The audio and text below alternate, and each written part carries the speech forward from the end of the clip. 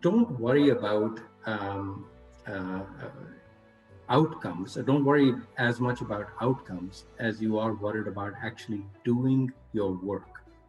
And you see some of the books behind me. One of my hobbies is to read. One of my favorite books is the Bhagavad Gita. And I know many of you, and this is not meant to be a religious discourse, but in the Gita, there is a really pivotal scene, and Arjuna is standing there with his chariot, and right in front of him is the army of the Kauravas, who are his cousins. And his charioteer is Krishan Bhagwan. And Arjun hesitates. And he turns to Krishan and he says, how can I? And he comes up with all kinds of reasons as to why he can't go to war against his cousins.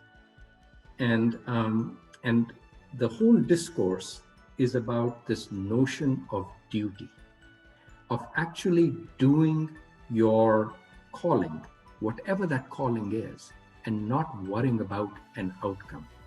And he says to him, you are a warrior. Your duty is to fight and do the best you possibly can. And this is really hard to do as human beings because we're bombarded with outcomes. You know, if you did something, you will earn this amount of money. And if you earn that amount of money, you will get this sort of physical good.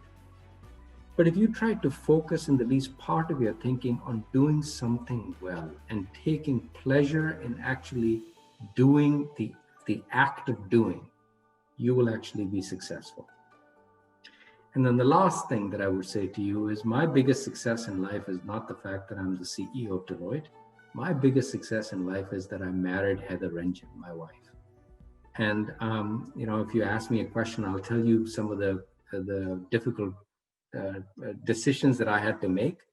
But the fact that I am focused on other things beyond Deloitte and my family and my wife and beyond that really defines to me in the least what success is. And so I would ask that you do that as well.